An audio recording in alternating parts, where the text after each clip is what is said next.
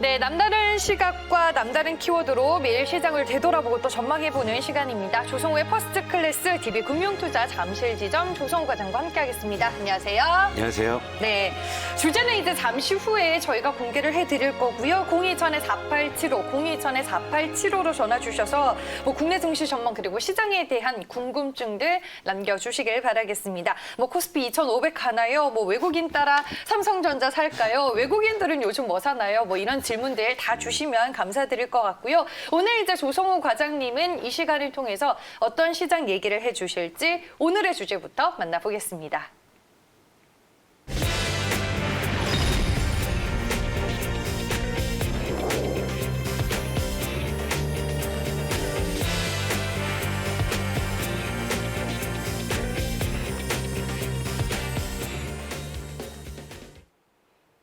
네, 오늘 시장의 주제는 환율과 외국인입니다. 최근 코스피 시장 안에서 외국인들의 수급이 심상치가 않잖아요. 그렇죠. 그러니까 최근 2주 동안 우리가 기억을 더듬어 보면 네. 나스닥이 폭락을 했는데 정작 우리 시장에서는 외국인이 매수한다든지 하는 그런 좀 이례적인 상황들이 좀 연출이 됐었는데 그 이후에 2주 정도 경과를 해보니까 이제 외국인들이 시장 전체적으로는 이제 매도세가 거의 끝나고 이제 순매수로 전환하는 그런 모습이 보이고 특히 콕 집어서 삼성전자는 막 쓸어 담고 있는 그런 모습들. 그러니까 뭐 그동안 우리 시장은 뭐 동학개미 운동이다 뭐 이런 걸로 활발하게 많이 움직였지만 사실 그 기간 동안에는 외국인은 팔기만 했지 뭐 별다르게 뭐 보여준 건 없거든요. 그런데 최근에 좀 외국인과 환율의 동향을 우리가 한번 좀 체크를 하면서 앞으로 시장의 좀 방향을 가늠해 보는 것도 좋을 것 같아요.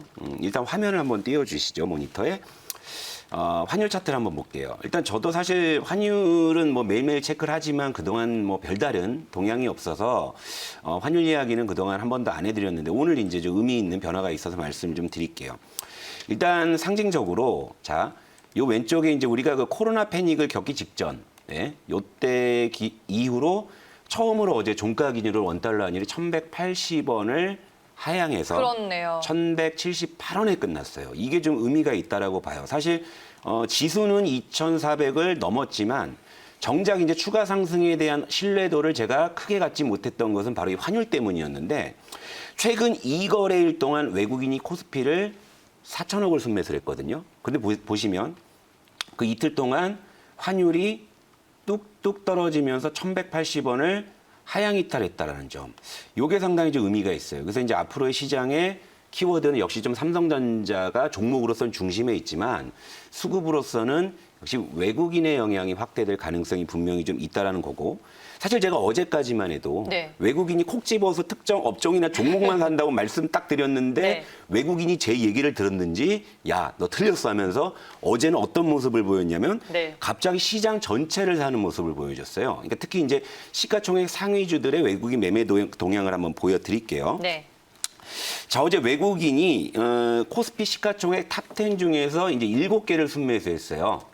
삼성전자 우선주나 뭐 이런 몇 가지 종목 카카오 같은 거 이런 거는 이제 순매도를 했지만 시총상위 탑10 종목은 전부 다 지금 순매수를 했습니다. 물론 이제 금액으로 따지게 되면 제가 일전에도 말씀드린 것처럼 외국인들이 콕 집어서 IT 쪽에 집중적으로 좀 매수세를 유입시키는 건 맞는데 어제 같은 경우에는 그동안 많이 올라서 조금 외국인이 파는 스탠스였던 뭐 네이버나 뭐 LG화 이런 삼성바이오로직스 이런 종목들은 딱 그동안 많이 올랐던 종목이잖아요. 근데 저런 종목 쪽에서도 순매수가 들어왔다는 점이 의미가 있다는 거죠. 자, 그러니까 액티브하게 외국인들이 콕 집어서 액티브하게 우리 시장을 접근했을 때는 확실히 싼 종목을 사는 그런 모습이었는데 네, 어제는 보니까 또 업종을 대표하는 종목들이 그렇죠. 담겨 있네요. 인덱스를 골고루. 산다는 이야기예요. 그러니까 이게 좀 달라진 네. 거죠. 그러니까 그동안의 외국인들은 우리 시장을 이제 살 때는 콕 집어서 IT 위주로 딱 사고 그동안 덜 오른 업종이나 종목들을 샀는데 어제 갑자기 시장 전체 인덱스를 사는 모습을 보여줬다. 그게 환율에서 증명이 되는 거거든요. 외국에서 달러가 들어와서 한국 돈으로 바꿔서 주식을 사야 되니까 환율이 떨어질 수 있는 거거든요. 그러니까 여기서 우리가 좀 뭔가 다시 한번 힌트를 찾아야 되나. 그러니까 저희가 그동안 사실 시장을 좀 상당히 좀 약간 보수적으로 말씀을 좀 드렸었잖아요. 이 축구 경기로 따지면은 지금은 전반전은 분명히 아니고 후반전 어디쯤이다 뭐 이런 말씀을 좀 드리기도 했는데 근데 지금 이 어제 하루만 가지고 사실 속단하기 이릅니다만 이런 어떤 외국인들의 스탠스와 환율 동향, 환율 하락세가 이어진다고 했을 때는 그러면은 저는 일단 지금 당장은 시장이 하락은 안 할 것 같다라는 좀 그런 쪽으로 좀 시각을 좀 바꿀 수 있을 것 같아요. 그러니까 이런 거죠. 그러니까 외국인들이 특정 업종이나 섹터를 산다라는 것은 이제 액티브하게 이제 길게 보지 않고 단기적으로 어떤 수익을 추구하는 베팅이라고 볼 수 있다면 시장에 투자하려면 어느 정도 기간 투자라는 게 선행이 돼야 되는 거거든요. 그러니까 일정 같으면 야 시장 언제 빠질지도 모르는데 그냥 뭐 싼 종목이나 빨리 그냥 치고 빠지지 했다면 지금 일단은 인덱스 쪽이 들어온다. 이건 좀 양상이 좀 다른 그런 부분이기 때문에 앞으로 여러분들이 이제 네. 무엇보다도 외국인 동향과 환율 이 부분을 좀 분명히 체크하실 필요가 있다 이 말씀드릴게요. 아니 최근 이렇게 뭐 외국인들도 코스피 시장에서 좀 돌아오고 있고 여러 가지 우호적인 환경들이 또 만들어지고 있는 거잖아요. 네. 시장을 그러면 더 긍정적으로 이제 봐도 괜찮아요? 아니, 그러니까 사실 네. 제가 또 부담스러운 게 뭐 네. 많이 오른 종목 뭐 지금 사도 됩니까? 이 질문도 되게 부담스러워하지만 네. 저한테 그 하나를 택하라고 하세요. 너는 낙관론자냐 비관론자냐 꼭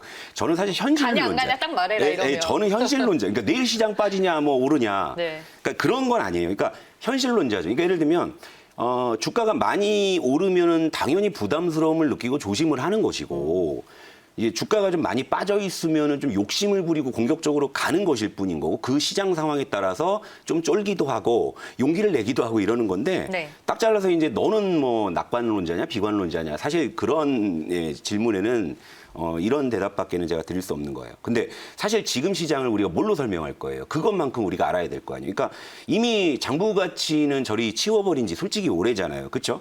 유동성이 끌어올리는 시장도 맞죠? 그렇죠? 그리고 이 코로나 이전과 비교했을 때 당장의 지표상으로 미국의 2분기 GDP는 3분의 1이 증발을 해버린 상황이고 네. 우리나라 같은 경우에도 선방은 한다. 지금 OECD 국가 중에 그래도 성장률로는 1위지만 그거 역시도 마이너스인 거고. 그렇죠? 이런 상황이고 코로나도 뭐 불과 2주 전만 해도 일평균 전 세계적으로 25만 정도인데 지금 30만을 넘나드는. 그러니까 코로나는 여전히 확대일로고 백신이나 치료제는 솔직히 지금까지 나온다 했지 아직 아무것도 나온 게 없는 불확실성이 가득한 상황에서 지금 변한 게 지수만 없다. 유동성이 끌어올린 시장인 건 네. 맞잖아요. 그건 다 누구나 인정하시는 거잖아요. 그렇죠. 역으로 말이에요. 코로나가 만약에 없었다면 우리는 오히려 이 지수대를 못 봤을 수도 있는 거예요. 계산상으로. 근데 네. 이 막대한 유동성이 지금 시장을 끌어올리고 있다라는 것만큼 분명한 것이고 이것이 이성적이고 합리적인 투자자의 관점에서 봤을 때는 뭔가 좀 아닌데라는 느낌을 주기에 충분한 건 맞아요. 근데 그런 부분에 대해서 제가 여러분들께 약간 조심할 필요가 있다고 말씀을 당연히 드려야 될 의무도 있다고 그리고 또 이 보는 거예요. 유동성 파티가 쉽게 끝날 분위기도 지금은 또 아니에요. 그러니까 끝날 네. 것 같다가더니 외국인이 갑자기 달러를 한국 돈으로 바꿔갖고 시장을 산다 이러면 또 이제 양상이 달라질 수 있는 거니까 사실 지금 시장은 언제 하락이 나와도 이상할 게 없다라고 보지만 이 외국인들의 이런 어떤 스탠스나 환율 동향을 보니까 또 당장은 아니겠네라는 또 그런 시각을 또 준다라는 거죠. 네. 그럼 우리가 시장에서 싸울 때는 할 수 있는 게 뭡니까? 그러면 아직은 또 우리가 해먹을 수 있는 게 있구나 하면서 열심히 해먹으면 되는 거예요. 냉정하게 말씀을 드리면. 자 그렇게 하고 뭐 누군가는 또 뭐 이렇게 더 간다 하시는 분들도 여전히 뭐 많이 계시지만 저는 뭐 일단 장부 가치의 뒷받침이 없이 유동성만으로 오른 그런 주가는 위험할 수도 있다라는 말씀을 저라도 좀 드려야 된다라는 그런 관점이고요. 자 일례로 이제 이런 거 한번 보시죠. 차트 두 가지 좀 상징적인 종목을 한번 말씀드릴게요. 그러니까 이제 주식이라는 건 사실 저는 본질적으로 주식 파는 이런 표현이 뭐 적절할지 모르겠지만 전 본질이 개똥밭이라고 생각을 해요. 근데 그 개똥밭에 눈이 쌓이면은 안 보이니까 눈만 보이잖아요. 그러니까 그게 아름답잖아요. 지금 이게 신풍제약 차트입니다. 자, 아마 향후에도 역사에 회자될 주식일 거예요. 신풍제약 같은 경우. 이번 코로나 국면에서 무료 주가가 20배가 올랐죠. 심지어 20배가 올랐다가 반토막이 또 났다가 다시 MSCI 인덱스 편입 그 이슈로 또다시 정고점을 회복하는 그런 모습이에요. 그러니까 쉽게 말해서 될 놈은 된다라는 속담이 바로 여기에 이제 적용이 되는 건데 자, 지금 이 구간에서는 눈이 수북이 쌓여 있기 때문에 모두가 행복할 수 있는 그런 구간이지 않습니까? 그렇죠? 근데 솔직히 이 피라맥스가 남아공에서 임상 이상이 진행되고 있다라는 점이 또 모멘텀으로 또 이제 장작을 부으면서 활활 타고는 있지만 솔직히 우리 신풍제약 정말 피라맥스가 최종 승인 받는 거 그런 거 기대하고 이 주식 사신다고 생각하지는 않아요. 그런 걸로 과연 내가 오늘 신풍제약을 사면 오르냐 내리냐. 사실 좀 노골적으로 보면은 좀 그런 심리들이 반영돼 있는 주식이 맞잖아요. 하지만 제가 여기서 이제 반대급부에 이제 또 다른 종목을 하나 말씀드릴게요. 신라젠. 자, 이건 주봉으로 봐야 되겠죠. 2016년도에 혜성처럼 나타나서 무려 15배의 기록적인 상승을 보이고 지금 어떻게 됐습니까? 상장 폐지 위기에 놓여 있죠. 자, 개똥밭에 눈이 수북이 쌓이면은 너무나 아름답지만 그 눈이 녹아서 드러나는 그 질퍽질퍽하고 악취가 진동하는 그런 구간. 자, 신라젠이 여기서 물론 거래소에서도 지금 결정을 쉽게 못 내리고 있는 워낙에 이제 이슈가 되고 있는 종목이고 개인 투자자들의 피해가 엄청나기 때문에 거래소 쪽에서도 지금 고심을 하고 있는 그런 상황인데 물론 살아나면은 이제 그나마 보유하고 계신 분들께는 다행인 일이지만 만약에 거래 재개가 된다고 해서 이때 이 영화를 과연 되찾을 수 있을까? 그러니까 항상 제가 이제 생각하는 건 이런 겁니다. 그러니까 영원히 오르는 주식도 없고요. 영원히 내리는 주식도 없어요. 그러니까 우리는 그리고 그 파동 안에서 허우적 거릴 뿐인 거예요. 그 파동을 잘 타면 수익을 볼 것이고 파동을 잘 못하면 손실을 볼 것이고 그런 건데 이 방송을 보시는 분들은 대부분 이제 아버님, 어머님 때 좀 연세 있으신 분들이 많은 걸로 제가 알고 있어요. 그러니까 그분들이 지금 주식하시는 자금들은 보통 자녀의 결혼 자금이거나 아니면 스스로의 노후 자금이거나 아니면 퇴직금이거나 어떻게 보면 잃어서는 안 될 소중한 그런 돈을 가지고 지금 아마 주식 투자를 하고 계실 건데 그런 분들이 이제 변동성이 큰 주식을 하면서 큰 손실을 입는 그런 상황들은 제가 봐도 너무 안타까운 그런 거죠. 그러니까 저는 그래요. 모든 이 시청자분들이 정말 저 정도 수준의 숙련된 트레이더라고 생각하지 않고 우리 이제 옆에 계신 이창진 앵커님 같은 경우에도 베테랑이시니까 어떤 시황에서 어떤 종목을 들여도 그걸 소화해내실 수 있기 때문에 아, 그렇진 않아요, 시장님. 그러신가요? 시장님. 겸손하시네. 이게 어렵더라고요. 예, 내공이 네. 상당하시니까. 그러니까 네. 예를 들면 이 정도 수준이라면 저는 어떤 상황에서 어떤 종목이든 말씀을 드릴 수 있지만 우리 시청자분들이 모두 그런 분들이 아니고 오히려 더 그런 쪽에서 대응을 못 하시는 분들이 많이 계시고 특히 어머니, 아버님 같은 경우에는 급등주가 정작 올라도 제때 매도하지 못하셔가지고 손실 보는 그런 분들도 많으시잖아요. 그러니까 저는 그런 분들에게 도움이 되고자 하는 목적이 더 커요. 네. 주식이라는 게 총 같은 거예요. 누구나 방아쇠 당기면 쏠 수 있지만 어린아이가 쏘는 총하고 숙련된 군인이 쏘는 총은 완전히 다른 것이지 않습니까? 주식도 좀 마찬가지라는 생각이고 그것이 바로 우리 퍼스트 클래스의 철학이라는 거고요. 물론 이제 제 스타일이 마음에 안 드시는 분들도 분명히 계실 거지만 저는 이렇게 말씀을 드리고 싶어요. 그것은 제가 틀렸다는 것이 아니라 제가 여러분과 조금 다르다는 쪽에서 좀 이해를 해 주셨으면 한다. 이 말씀을 꼭 드리고 싶어요. 왜냐하면 그동안 시간이 너무 촉박해서 네. 드리고 싶었는데 항상 시간 쫓겨서 가다가 오늘 조금 시간 내서 말씀드린 겁니다. 네, 알겠습니다. 오늘 이제 뭐 외국인 수급과 관련된 얘기를 저희가 나눠봤는데 어떤 점들을 또 시청자분들은 방송을 보시면서 궁금해하셨는지 한번 정리를 해보겠습니다.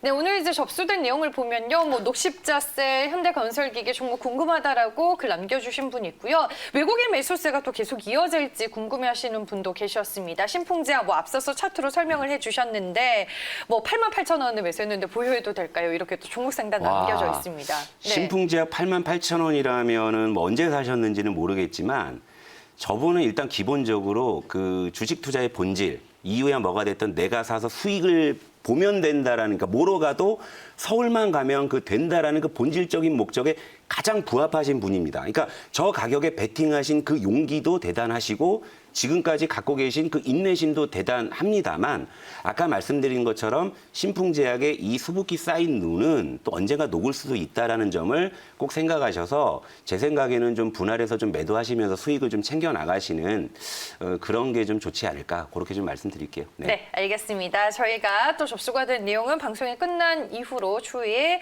또 연락을 드리도록 하겠습니다. 네, 이렇게 해서 오늘도 남다른 시각으로 시장을 좀 들여다봤고요. 지금까지 조성우의 퍼스트 클래스 DB금융투자 잠실지점 조성우 과장과 함께했습니다. 고맙습니다.